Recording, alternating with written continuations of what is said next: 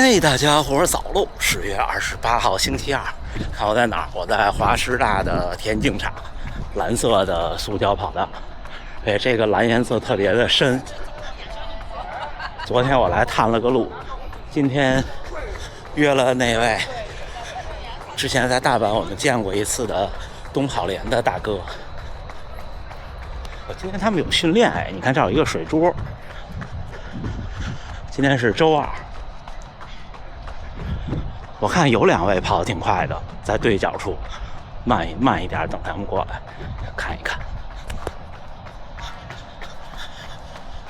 周日的10公里节目大家看了吧？还行哈，是没有完全拼尽全力，因为腿部肌肉基本上没有反应。这2天慢跑一下，然后明天早晨看看是不是去朝阳公园。我看今天航班顺不顺利，航班顺利，明天咱们就朝阳公园晨跑。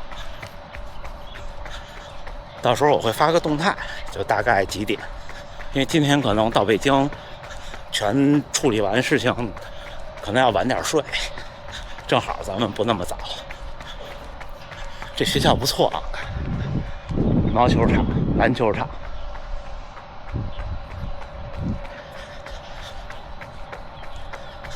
穿这种路跑鞋跑场地就觉得特别弹，但是场地这事儿就是这样。你看现在我跑到这个角，这就是前面就是100米起点，我跑到这儿心里都有阴影，就脑子里老浮现那个往终点来一看还有100多米要冲刺那感觉。就平常跑公路的人跟跑场地的人不一样。那天跟一位观众就聊起这个，那位观众就说他平常就是田径场训练，有这条件。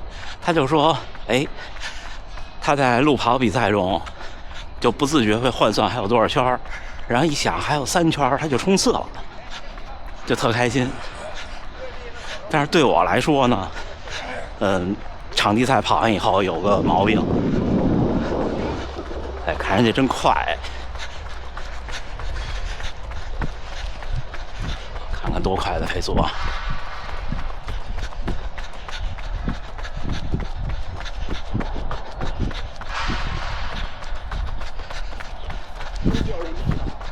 一个人的速度没法比！4分30可以。然后我就说，我场地赛都有心理阴影了。那天那10公里就是我一看表还有400多米，我觉得不行了。一想还有1圈呢，1圈好长啊。这个场地赛跑到这儿的时候，往终点一看要冲刺的时候，或者说一看心里算还有多少圈的时候，那感觉特别不好。但是你路跑，就我没有跑过任何场地赛之前，就光路跑的时候，我觉得2公里挺短的，差不多还有3公里就可以加速了，真心话。但是其实你看，你还是那个你没有就身体上的变化，所以马拉松这种事儿就是心理也挺重要的。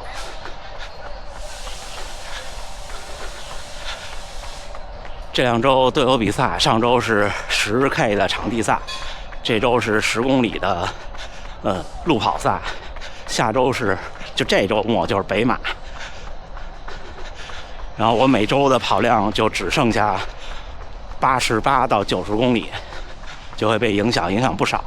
因为我周跑量基本上150是极限，不叫极限，我想想啊，对，150是极限，对，然后至少得是110。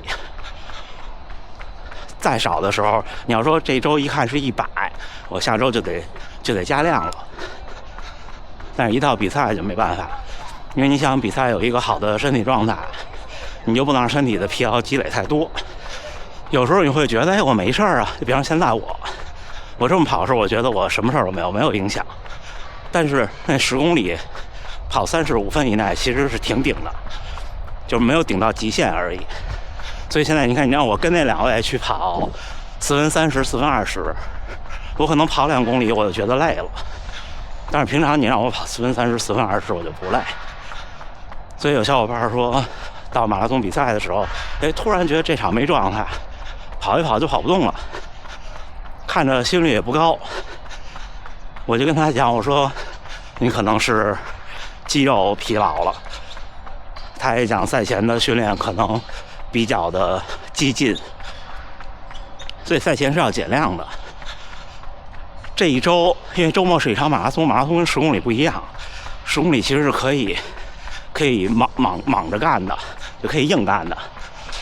马拉松它还是个系统工程，你还是需要各方位都准备好。所以如果您不像我一样上周跑了比赛的话，那这一周慢慢的减量，减到总强度的50%左右。像我现在因为有过一场比赛，所以我的计划是要减到40%左右。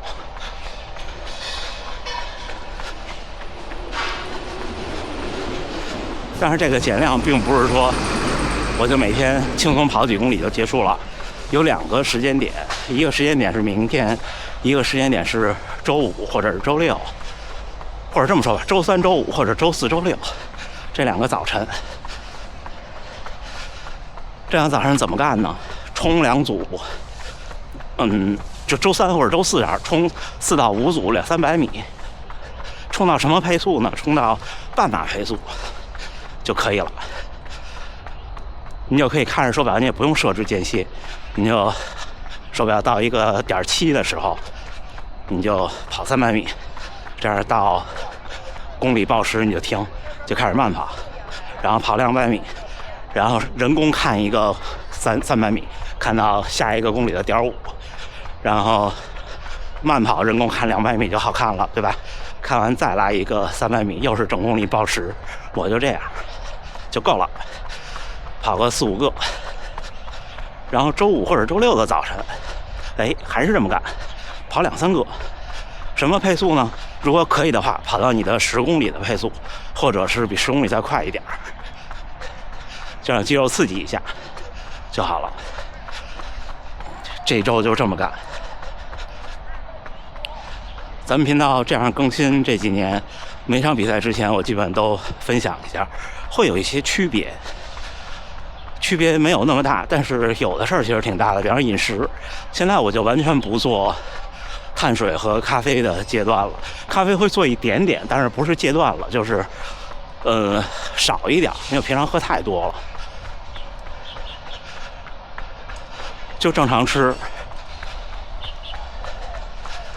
因为还是我那观点，这就跟好多人说的所谓的以短促长科学训练一样，就是人有时候有一些固化的观点，其实是因为看的或者听的不够多，亦或是呢看得多，但是脑子没有往那儿想，可能会被人点破一下，这一说你就明白了。就是碳水超补这种事情，就是不叫碳水超补，就是赛前断几天这个事情，他很多运动员都不做的。就如果他真的是一个100%有效的事情，当然不能说它没有效，有一点用，我觉得有一点用，但是它会影响赛前几天的心理状态。这就又回到刚才我说马拉松这事儿，心理状态也很重要，所以别人不做有可能是有一定原因的。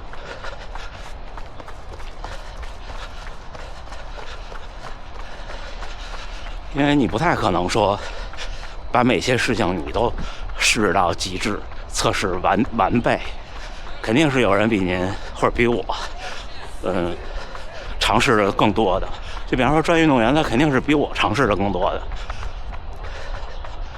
所以我就打算试一试，试了2次以后，我觉得挺好的，就是饮食正常，赛前2天调整一下结构，增加碳水比例，这样我的赛前的训练心态也都特别好。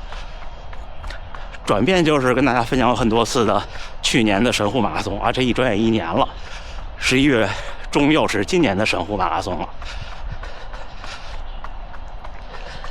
去年神户马拉松的时候就是断了7、8天，人都不行了，而且在断的情况下还跑了一个，就赛前那个周日还跑了一个全力以赴，不能说全力以赴，就是半全力以赴的10公里，跑36分多。那跑完以后感觉都要晕过去了，后来我就觉得那样不行，因为你再怎么补，就是你再怎么让身体亏空，你补完那些东西1-2天也就都没有了，都用不了1-2天。就好多有些反直觉的东西，就像人们总说呀，乳酸堆积，其实没有乳酸堆积。你任何比赛跑完，过1-2个小时都不用1-2个小时，我猜就什么都没有了。要真乳酸堆积，运动员就不用。你看像这种田径场跑间歇，跑完以后下来，甚至还没喘过气呢，马上就得扎手指头测血乳酸，对不对？人清除这些都很快的。另外就是，我也不敢说我现在说的就都是对的，只不过大家咱们一起跟着这个频道一起去摸索。